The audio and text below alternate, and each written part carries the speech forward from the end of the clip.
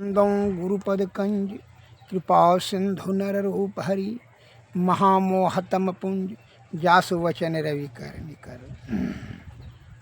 भक्तगणों को तथा धर्म अनुरागियों को मेरा हार्दिक नमन। उत्तर गीता में सत्संग योग में यह पद आया है, श्रवण करें और जीवन में अमल करें।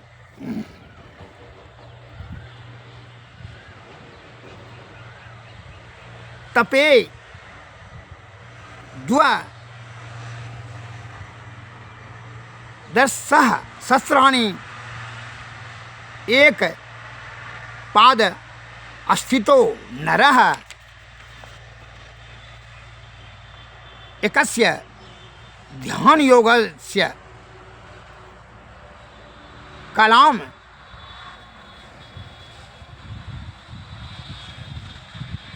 नार्हन्ति षोडशी मम,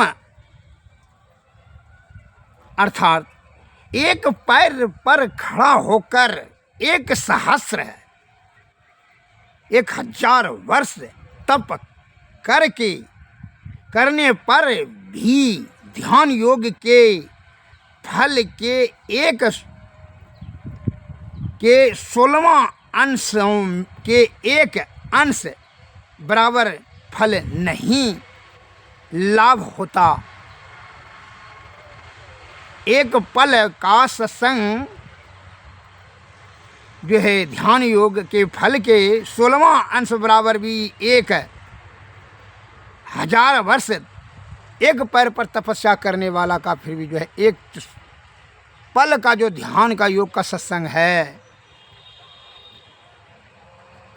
16वां अंश के बराबर भी नहीं होता लाभ। सत्संग में समझ लीजिए कितना लाभ है। इस शब्द की सार्थकता शब्द को समझने के लिए मैं एक कथा जो कि भगवत गीता में कथा आया है उस पर प्रकाश डाल रहा हूँ, श्रवण करें। भगवत गीता में कथा आया है कि 7 प्रकार के स्वर्ग हैं। इन 7 स्वर्गों के सुख को और अपवर्ग यानी मोक्ष के सुख को तराजू के एक पलड़े पर रख दीजिए और दूसरे पलड़े पर एक लव अर्थात एक बार पलक गिरने में जो समय लगता है उतने समय के सत्संग की सुखानुभूति को रख दीजिए तो इस सत्संग के बराबर स्वर्ग और मोक्ष का भी सुख नहीं होगा। संत महात्मा लोग कहते हैं, श्रीमद् भागवत गीता में एक कथा आई है। महर्षि वशिष्ठ जी जो ब्रह्म ऋषि थे वह राजा विश्वामित्र के यहाँ अतिथि रूप में गए। विश्वामित्र जी ने उनका यथोचित सत्कार किया। जब तक वे वहाँ रहे विश्वामित्र जी ने सेवा में किसी प्रकार की कोई कमी नहीं की। जब वे वहाँ से प्रस्थान करने लगे तो विश्वामित्र जी ने अपने 1000 वर्ष के तपस्या का फल उन्हें विदाई स्वरूप में दे दिए। ब्रह्म ऋषि वशिष्ठ मुनि जी को 1000 वर्ष का तपस्या का फल दे दिए विदाई में। विश्वामित्र जी भी वशिष्ठ जी के यहाँ पधारे बहुत दिनों के बाद। तो वशिष्ठ मुनि ने उनका बहुत आवभगत किया, सेवा सत्कार किए, खाने पीने तथा रहने की समुचित व्यवस्था की।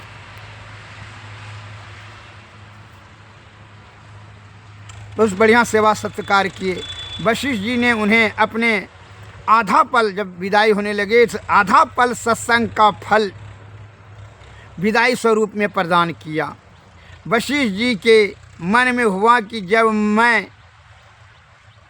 ये मेरे घर पर आए थे तो मैंने विदाई के रूप में 1000 वर्ष तपस्या का फल इन्हें दे दिया और ये मुझे आधा पल सत्संग का फल दे रहे हैं। कहाँ 1000 वर्ष की तपस्या का फल और कहाँ आधा पल सत्संग का फल। यह मेरा अपमान है। इतना मैंने तुच्छ समझ लिया, यह मेरा अपमान है। मैंने मन यह विश्वामित्र ने वशिष्ठ जी का आधा पल का सत्संग का जो फल दिए, ये मैंने मन अपने आप को अपमानित महसूस किया कि अपमान किया, हमारा अपमान कर रहे हैं, इतना कम, इतना कंजूसी। क्योंकि सत्संग की महत्ता कोई नहीं समझ पा रहे थे, इनको मन में संदेह हो गया। और जब संदेह हो गया तो सत्संग तो त्रिकालदर्शी, ब्रह्म ऋषि, महर्षि, ज्ञानी, ध्यानी, मुनि, महात्मा तो त्रिकालदर्शी होते हैं, अंतर्जामी होते हैं। वह उनके अंतर के बात को समझ लिए वशिष्ठ मुनि ने, और उनसे पूछा कि विश्वामित्र जी, आप बड़ा उदास है, मायूस लगते हैं, क्या बात है? तब उन्होंने कहा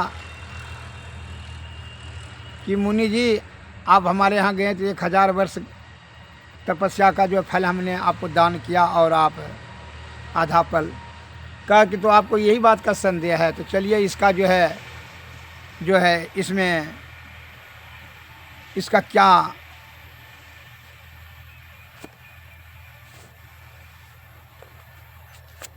परीक्षण करने के लिए आप चाहते हैं कि इसका कितना महत्व है, तो चलिए ब्रह्मा जी के पास।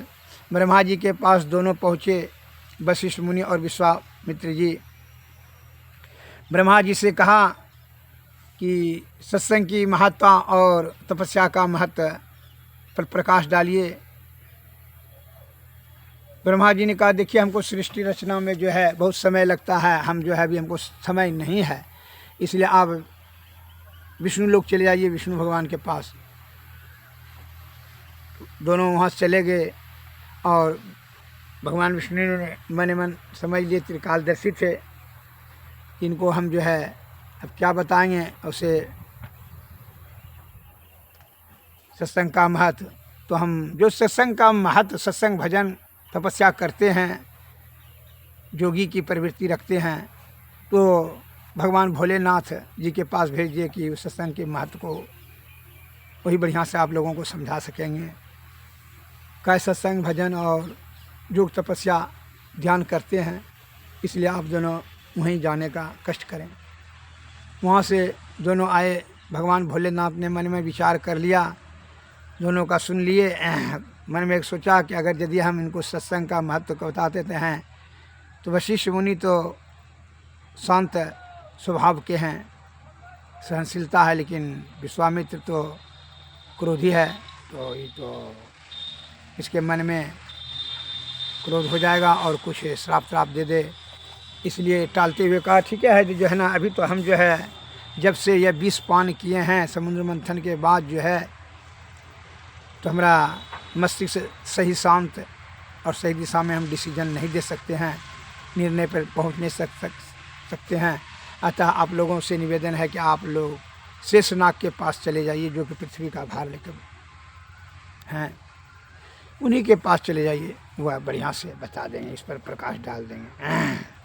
तो दोनों शेषनाग के पास पहुँच करके बोलते हैं कि अच्छा 1000 वर्ष का देखिए हम फैसला अभी क्या करेंगे, ये काम कीजिए, पृथ्वी का जो है भार को जो सिर पर मेरा है, तो आप ऐसा काम कीजिए विश्वामित्र जी कि आप अपना जितना तपस्या किए हैं वह धर्म शक्ति इसमें लगा दीजिए, पृथ्वी को उठाने में, जो कि हम यह माथा पर से भार हटे तब हम कुछ आपको बता सकेंगे, महत्व, सत्संग की महत्व और तपस्या की महत्व को समझा सकेंगे विस्तृत रूप से। कहा ठीक है। तो विश्वामित्र ने कहा अंजलि में जल लेकर करके कि जितना तपस्या हम किए हैं, ये सभी के प्रभाव से ये पृथ्वी का भार रुक जाए, ठहर जाए। अब वह पृथ्वी का भार कुछ कोई असर नहीं पड़ा, पृथ्वी कांपने लगी, जैसे शेषनाग हटने लगा तो कांपने लगी। कहा नहीं, कहाँ रुक रहा है? तो कहा कि अच्छा आप सत्संग का जो प्रभाव धर्म इस पर लगाइए, पृथ्वी को भार को उठाने में। वशिष्ठ मुनि से, वशिष्ठ मुनि ने कहा ठीक है। तो वशिष्ठ मुनि ने कहा आधा पल सत्संग का जो धर्म का प्रभाव है, उनके प्रभाव से पृथ्वी का भार अस्थिर हो जाए। कहा आप हट जाइए, शेषनाग को हटेंगे और पृथ्वी अटक गया, वो धर्म के भार से उठ गया। कहाँ चलिए आप फैसला कीजिए। तो शेषनाग ने कहा प्रत्यक्षम किम परमानम, प्रत्यक्ष में प्रमाण देने की क्या ज़रूरत है। अब तो हम आप लोग तो देख ही लिए प्रत्यक्ष में कि आपके तपस्या धर्म के प्रभाव से पृथ्वी ठहरने से किया, और जो है सत्संग का आधा पल का ये धर्म से पृथ्वी रुक गई, इसलिए सत्संग की महत्ता अधिक है। अतः आप कहने की क्या ज़रूरत है। दोनों समझ गए। विश्वामित्र बड़ा संतुष्ट हुए और फिर नतमस्तक होकर के वशिष्ठ मुनि के चरणों में क्षमा मांगते हुए वहाँ से विदा हुए। इसलिए संत महात्मा लोग, हमारे सदगुरु महाराज कहते हैं सत्संग नित्य और ध्यान नित्य करते रहिए संलग्न हो, झूठ चोरी नशा हिंसा और बेविचारी से दूर रह करके सत्संग का प्रभाव, सत्संग भजन कीजिए और सदगुरु के शरण में जाइए, तब यह परब्रह्म की प्राप्ति बड़ा सरल विधि से प्राप्त हो जाएगा। इसके लिए पहले सर्वप्रथम इंद्रियातीत हो जाइए। इंद्रियों के विषयों में जो आसक्ति है इसका परित्याग करना परम आवश्यक है। जब तक यह विषया आसक्त यह जीव आत्मा रहेगा तब तक जो है यह ब्रह्म में फंसा रहेगा। जब तक विषय की आसक्ति से निवृत्ति नहीं मिलेगा, यह भी विषय बड़ा परवती होता है, बलवती होता है। इससे जो है विषय पर विजय प्राप्त करने की सदगुरु की भी कृपा अति अनिवार्य है। इसलिए सदगुरु के शरण में जाकर के पूर्ण श्रद्धा और आस्था से उनका चरणों का सेवा करें तो विषय पर विजय प्राप्त करने में आपको शक्ति प्रदान होगी, और तब उनकी कृपा से युक्ति जाने, युक्ति से भक्ति, भक्ति से तब मुक्ति। श्री सदगुरु महाराज की जो है संत महात्मा त्रिकालदर्शी होते हैं। अतः आप उनको साधारण समझ रहे हैं कि शारीरिक दृष्टि से दुर्बल है, वृद्ध है, लेकिन आप ये नहीं समझ रहे हैं उनकी जीवनी शक्ति कितनी दृढ़ है। वो विषय के परे हैं, भूत भविष्य वर्तमान तीनों वो जान रहे हैं। सुनने और समझने उनका ज्ञान आत्मज्ञान है। आत्मज्ञान से विषय से लिप्त नहीं होता है, विषय में उसकी आसक्ति नहीं होती है। जिनको आत्मज्ञान हो जाता है, आत्मज्ञान के बल से ब्रह्म की प्राप्ति को निश्चित कर लेते हैं। और जहाँ जिनके साथ जिनको ब्रह्म की प्राप्ति करने की क्षमता है, तो समझ लीजिए पूरा ब्रह्मांड उसके बस में है।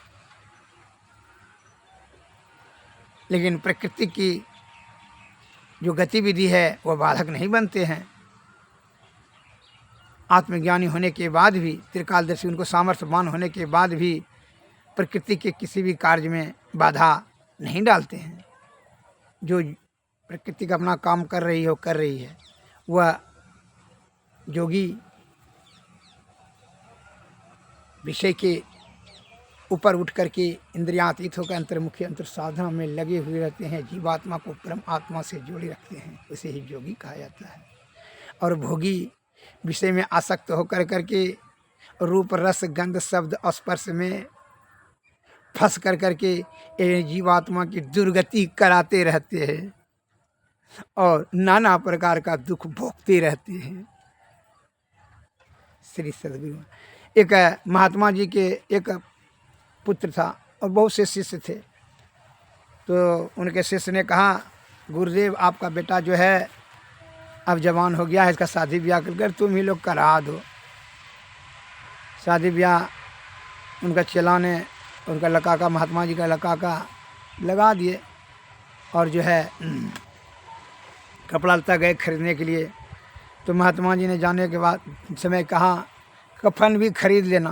बोला चला सब जो है मैंने कहा कि गुरुदेव आप क्या बोलते हैं, ये शुभ घड़ी में अशुभ वाला बात बोलते हैं कि कफन खरीद। अरे अशुभ का कौन बात है, अरे शादी है होगा तो श्राद्ध तो होबे नहीं करेगा जी, जो जन्मा है तो मरबे नहीं करेगा जी, इसमें अशुभ की बात हम क्या कहें। अरे जब शादी के लिए कपड़ा खरीदने जाते हो तो मरेगा तो उसके लिए कफन भी खरीद लेना, इसमें क्या तकलीफ है, खरीद लेना। जब जाइए रहे हो तो एक काम को 2 बार क्यों नहीं करोगे। तो कोई चेला जो है उनका आत्मज्ञानी थे, कहा कि जब गुरुदेव ने कहा तो उनका वचन को टालना अनुचित है, कहा था खरीद लीजिए। उनका बात रखने के लिए कफन भी खरीद लिए। अब जब शादी करने के लिए लगेगा पालकी करने के लिए तो बोला कि जहाँ अर्थी भी खरीद लेना। कहा गुरुदेव आप तो उल्टा पुल्टा बात बोलते हैं, ये कैसे बोलते हैं आप, इस तरह से अशुभ शुभ बात बोलते हैं। तो अशुभ क्या इसमें बोल रहे हैं, अरे पालकी पर चढ़ कर करके शादी करने जाएगा तो श्राद्ध हो तो जो है अर्थी पर चढ़ करके जाएगा ना शमशान घाट पे, जरने के लिए जाए नहीं करेगा, खरीद लेना। खरीद लिया, शादी करके आया है, जैसे आया वो रात को लकवा मर गया महात्मा जी का। तो सिर्फ सिला चटिया उदास और निराश होकर रोने लगा कि और वह स्त्री भी नई नवेली दुल्हन। तो महात्मा जी कहा गुरुदेव चला सुने, जब आप जानते थे कि आपके लड़का का मृत्यु निश्चित है, आपने तो शादी ब्याह करवा करके नहीं करवाना चाहिए, और जो लड़की का जीवन तो बर्बाद हो गया। क्योंकि जब तुम महात्मा जी ने जवाब दिया कि जब तुम लोग, हम तो नहीं बोलेंगे शादी करने, तुम लोग तैयार हो गए शादी ब्याह करवा ले तो करवा लें।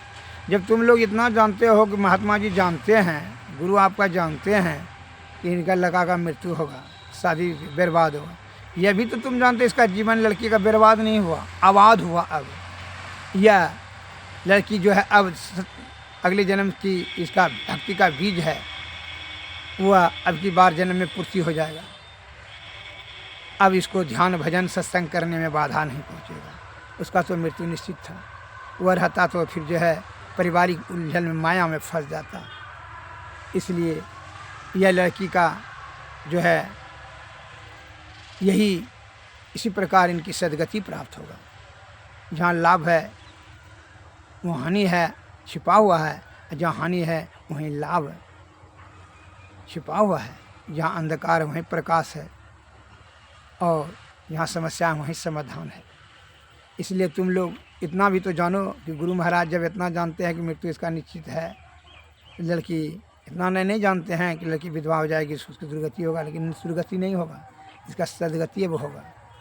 अब ये लड़की को किसी प्रकार का ध्यान भजन करने में कोई तरह असुविधा नहीं होगी।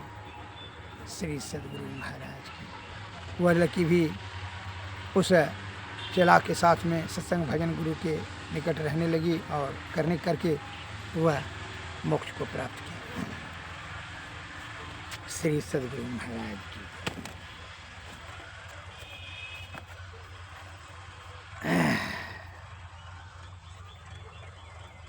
संत दरस फल परम अनूप, ब्रह्म दरस सहज जीव स्वरूप। संत का दर्शन हो जाए तो अलौकिक लाभ मिलता है, परम लाभ। और निज स्वरूप में जब ब्रह्म का दर्शन हो जाए तो आवागमन से मोक्ष निश्चित। संत दादूर साहब ने कहा है, दादूर जाने नहीं कोई संतन की गति गोई, अभिगत अंत अंत अंतर पट अगम अगाध अगोई। दादुर जाने नहीं कोई संतन की गति अति गोई, सुनी सुन सुन के पारा, अगुन सगुन नहीं दोई, दादुर जाने नहीं कोई, संतन की गति अति गोई। अंड न पिंड खंड ब्रह्मांडा, असुरत सिंध समोई, निराकार आकार ना ज्योति, पुरन ब्रह्म न होई, इनके पार सार सोई, पहें मन तन गति पति खोई, दादुर दीन लीन चरणन चित में उनकी शरणोई, दादुर जाने नहीं कोई, संतन की गति अति गोई, दादुर जाने नहीं कोई। संतों की अविगत अंत अंत अंतर घट पट, अगम अगाध अगोई, दादुर जाने नहीं कोई। वो अंतर्मुखी के अंतर साधना में लगे रहते हैं। आप उसका ऊपरी सब समझ रहे हैं, विषय के में अंतर्गत में समझ रहे हैं, वह विषय के परे खोज में लगे हुए हैं।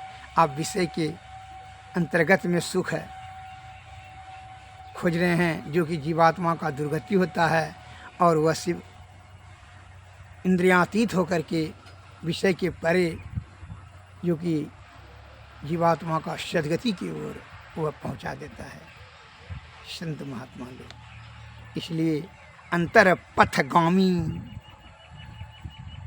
अति है निकामी, वह निष्काम होते हैं, कर्म अकर्म से परे हो जाते हैं। वह अंदर ही अंदर चलते हैं, आप विषय की तरफ चलते हैं, और रूप रस गंध शब्द स्पर्श से वह अंतर में ही चलते हैं, सुषुम्ना नाड़ी के।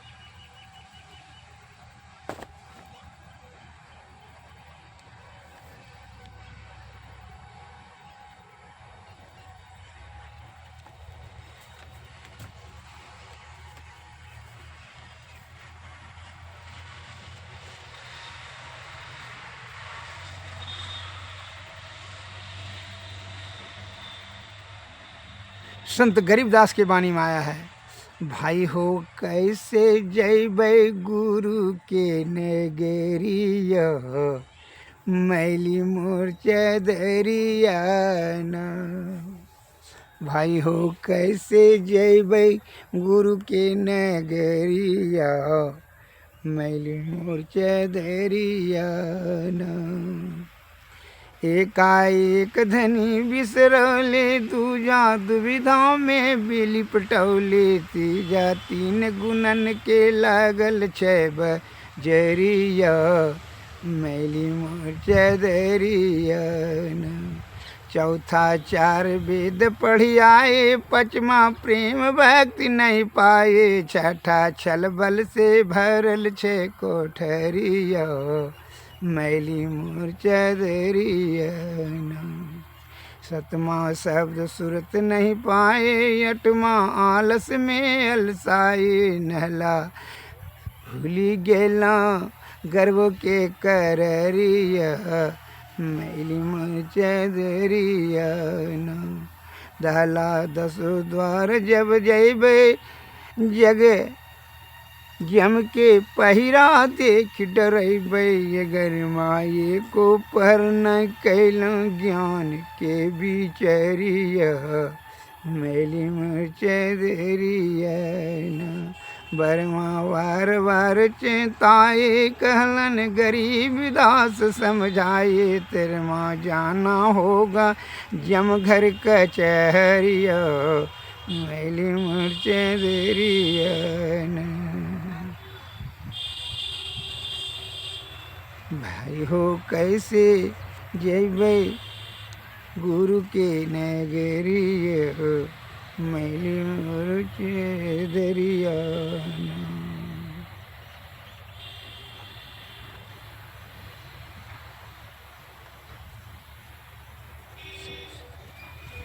इसीलिए संत महात्मा बताते हैं क्या, उठ जाग मुसाफिर भोर भई अब रैन कहाँ जो शोभत है। जो शोभत है सो खोवत है, जो जगत है सो पावत है। उठ जाग मुसाफिर रैन कहाँ जो शोभत है। उठ जाग मुसाफिर टुक नींद से यकिया खोल जरा, और अपने प्रभु से ध्यान लगा। यह प्रीति करन की रीत नहीं, प्रभु जागत है तो सोवत है। जो फल करता जो कल करता आज कर ले, जो आज करता वो अब कर ले। जब चिड़िया ने चुग खेत लिया फिर पछताए क्या, होवत है उठ जाग मुसाफिर भोर भई अब रैन कहाँ जो शोभत है। नादान नादान भगत अपनी करनी, ये पापी पाप में चैन कहाँ। जब पाप की ओठरी शीश धरी, अब शीश पकड़ क्यों रोवत है। उठ जाग मुसाफिर भोर भई अब रैन कहाँ जो शोभत है। परमानंद कहे सुन बात मेरी, भक्ति बीज क्यों नो बोबत है। हरि भजन कर मुक्ति पाप लिया, गुरु गंग गुरु संग सदा मन धोबत है। उठ जग मुसाफिर भोर भई रैन कहाँ जो शोभत है। जो शोभत है सो खोवत है, उठ जग मुसाफिर।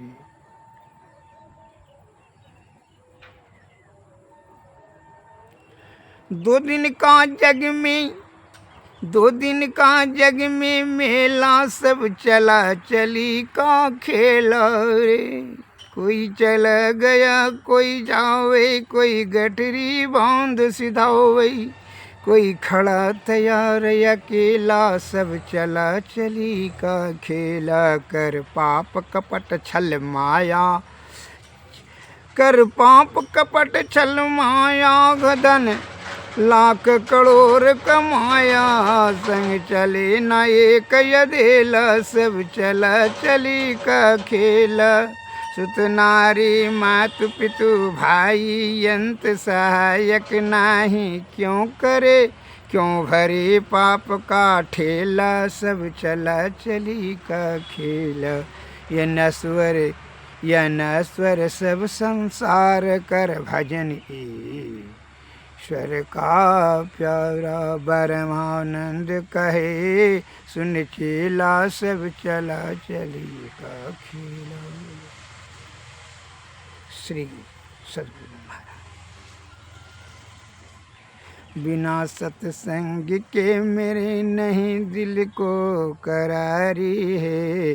जगत के बीच में आया मनुष्य की देह को पकड़, फसाया जाल माया के याद प्रभु की विसारी है।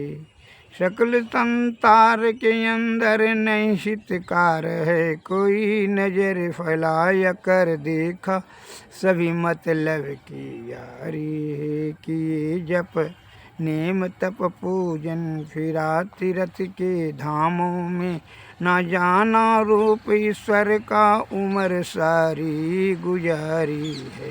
फटे अज्ञान का पर्दा कटे सब कर्म के बंधन।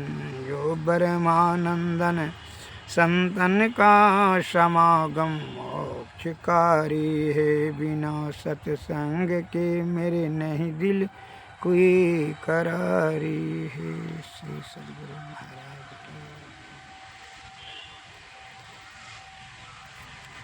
आरती तन मंदिर में कीजिए, दृष्टि जुगल कर सन्मुख दीजिए। चमकई बिंदु सूक्ष्म यति उज्ज्वल,